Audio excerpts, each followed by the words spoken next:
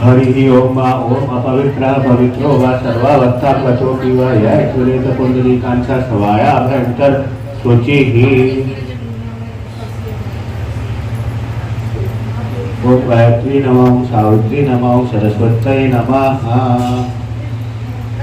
ओम गायत्री सावित्री नमः, सरस्वती नमः। ओम गायत्री सरस्वती नमः, सरस्वती नमः। ओम केशवाय नमः, माधवाय नमः, नारायणाय नमः।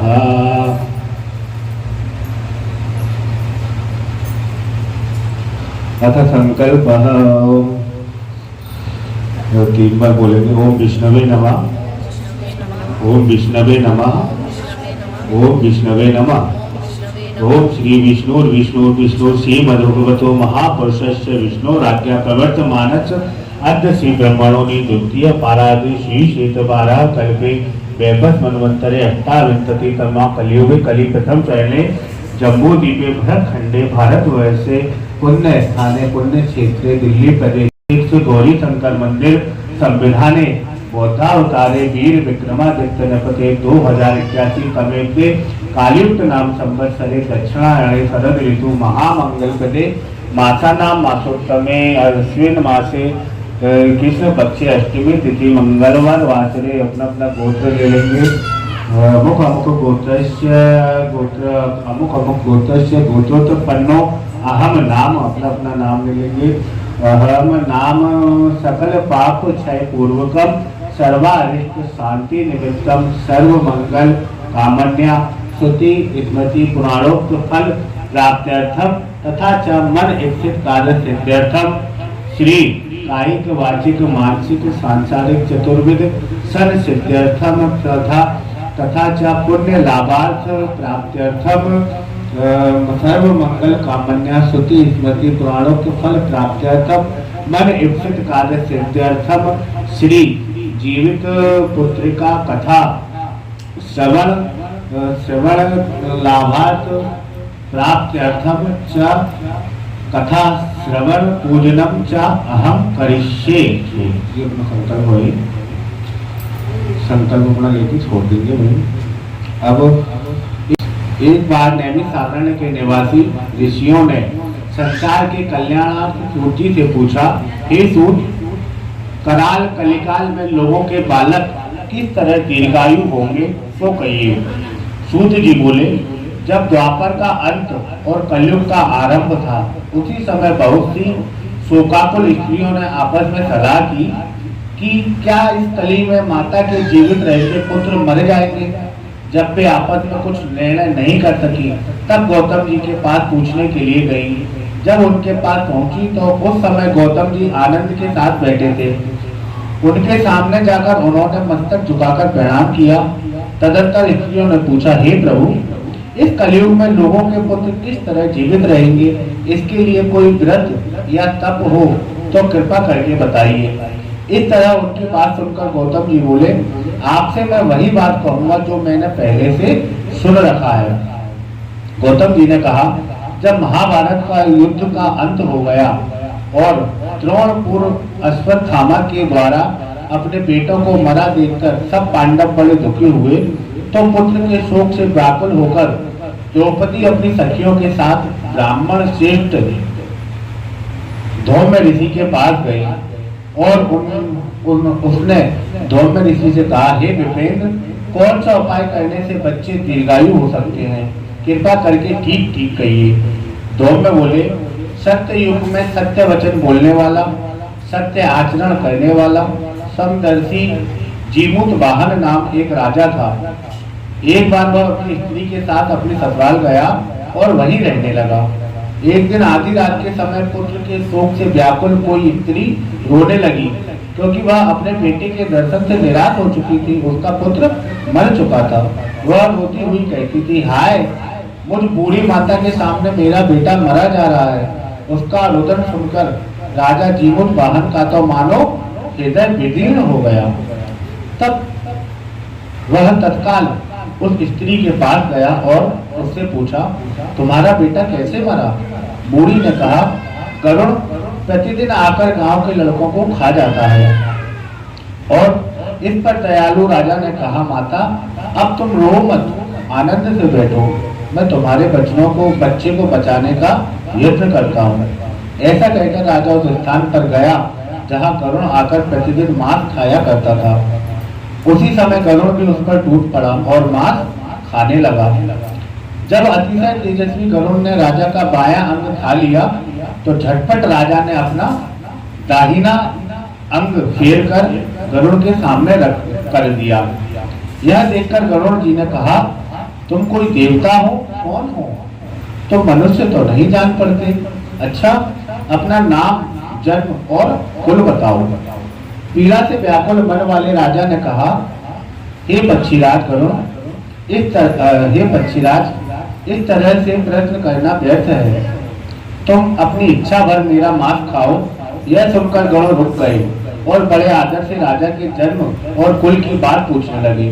राजा ने कहा, मेरी माता का नाम है शैव्या और मेरे पिता का नाम है शालिवाहन है। सूर्य वंश में मेरा जन्म हुआ है और जीमूत वाहन मेरा नाम है। राजा की दयालुता देखकर गरुड़ ने कहा, हे महाभाग, तुम्हारे मन में जो अभिलाषा हो वह वर मांगो। राजा ने कहा, हे पक्षीराज, यदि आप मुझे वर दे रहे हैं तो वर दीजिए कि आपने जब अब तक जिन प्राणियों को खाया है वे सब जीवित हो जाएं। हे स्वामी, अब से आप यहाँ बालकों को ना खाएं और कोई ऐसा उपाय करें कि जहाँ जो उत्पन्न हो वे लोग बहुत दिनों तक जीवित रहें। धौम्य ने कहा कि पक्षीराज गरुड़, राजा को वरदान देकर स्वयं अमृत के लिए नागलोक चले। वहां से अमृत लाकर उन्होंने उन मरे हुए मनुष्यों की हड्डियों पर बरसाया। ऐसा करने से सब लोग जीवित हो गए जिनको कि पहले गरुड़ ने खाया था। राजा के त्याग और गरुड़ की कृपा से वहां वालों का बहुत कष्ट दूर हो गया। उस समय राजा के शरीर की शोभा दोगुनी हो गई थी। राजा की दयालुता देखकर गरुड़ ने फिर कहा, मैं संसार के कल्याणार्थ एक और वरदान दूंगा। आज अश्विन कृष्ण की सप्तमी से रहित शुभ अष्टमी की तिथि है। आज ही तुमने यहाँ की प्रजा को जीवन दान दिया है। आज ही तुमने यहाँ की प्रजा को जीवन दान दिया है। हे वत्स, अब से यह दिन ब्रह्म भाव हो गया है।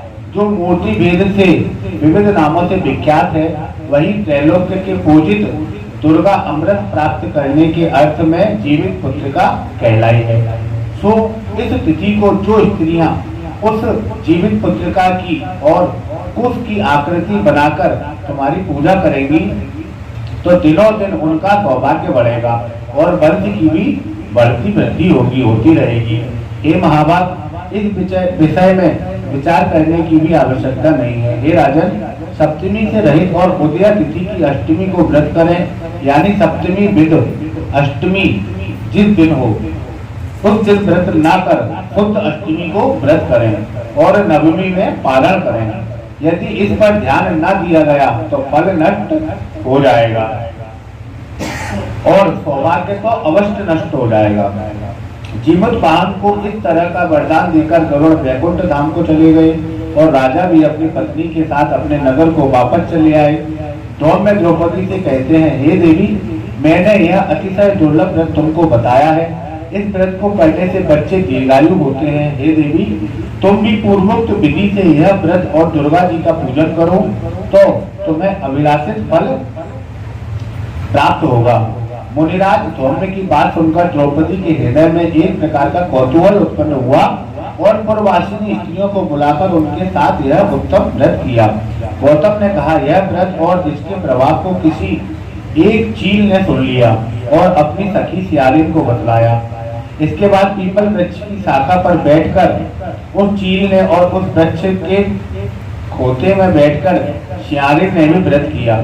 फिर वही मादा चील किसी उत्तम ब्राह्मण के मुंह से यह कथा सुनाई और पीपल के खोते में बैठ गई। पीपल के खोते में बैठी हुई अपनी सखी को सुनाया। सियालिन ने आधी कथा सुनी थी कि उसे भूख लग गई और वह उसी समय सबसे भरे हुए शमशान में पहुंची। वहां उसने इच्छा भरकर मांस का भोजन किया और चील बिना कुछ खाए पिए रह गई और सवेरा हो गया। सवेरे वह गौशाला में गई और वहां गऊ का दूध पिया। इस तरह नवमी को उसने पालन किया। कुछ दिनों बाद में दोनों मर गईं और अयोध्या में किसी धनी व्यापारी के घर में जन्मी। संयोग से उन दोनों का जन्म एक ही घर में हुआ, जिसमें स्यारिन ज्येष्ठ हुई और चील छोटी हुई। वे दोनों सभी सब लक्षणों से युक्त थी, इसलिए बड़ी लड़की काशीराज के और छोटी उनके मंत्री के साथ गाह पत्र अग्नि के सामने विधि पूर्वक ब्याही गई। पूर्व जन्म के कर्म फल से वह मृगनयनी रानी हुई। जिस किसी भी संतान को उत्पन्न करती वह मर जाती, और पूर्व जन्म की बातों को स्मरण करने वाली मंत्री की पत्नी ने अष्ट वसुओं से सदृश तेजस्वी 8 बेटे उत्पन्न किए और सभी जीवित रह गए। अपनी बहन के पुत्रों को जीवित देखकर ईर्ष्यावश राजपत्नी ने अपने स्वामी से कहा कि यदि तुम मुझे जीवित रखना चाहते हो तो इस मंत्री के भी पुत्रों को उसी जगह भेज दो जहां मेरे बेटे गए हैं, अर्थात इन्हें मार डालो। यह सुनकर राजा ने उस मंत्री के पुत्रों को मारने के लिए कई प्रकार के उद्योग किए, पर मंत्री पत्नी ने जीवित पुत्रिका के पुण्य बल से बचा लिया। एक दिन राजा ने अपने आदमियों से उन पुत्रों का सिर कटवाकर पिटारी में बंधवाया और वह पिटारी उनकी माता मंत्री पत्नी के पास भेज दिया, किंतु वे 8 सिर बेच कीमती जवाहरात हो गए और भले चंगे वे 8 लड़के अपनी माता के पास वापस चले गए। उनको जीवित देखकर राजपत्नी को बड़ा विस्मय हुआ। अंत में वह मंत्री की पत्नी के पास आई और उन्होंने पूछा, बहन तुमने कौन सा ऐसा पुण्य किया है जिससे बार बार मारे जाने पर भी तुम्हारे बेटे नहीं मरते? इस पर मंत्री की पत्नी ने कहा, पूर्व जन्म में मैं चील थी और तुम स्यारिन। हमने और तुमने साथ साथ जीवित पुत्रिका का व्रत किया था। तुमने व्रत के नियमों का भली भांति पालन नहीं किया था और मैंने किया था। इसी दोष से हे बहन तुम्हारे बेटे नहीं जीते हैं। ओ राजरानी, अब भी तुम उस जीवित पुत्रिका व्रत को करो तो तुम्हारे बेटे दीर्घायु होंगे। मैं तुमसे सच सच कह रही हूँ। उसके कथानुसार रानी ने व्रत किया, तभी से उसके कई बेटे सुंदर और दीर्घायु होकर बड़े बड़े राजा हुए। सूत जी कहते हैं कि सब प्रकार का आनंद देने वाला मैंने यह दिव्य व्रत बतलाया। स्त्रियां चिरंजीवी संतान चाहती हैं तो विधि पूर्वक यह व्रत करें। बोले श्री जीवित पुत्रिका महारानी की जय। हे देवी, जैसे उनके बालकों की रक्षा करी वैसे सब बालकों की रक्षा करे। जय जय श्री राधे, जय जय श्री राधे, जय जय श्री राधे श्याम।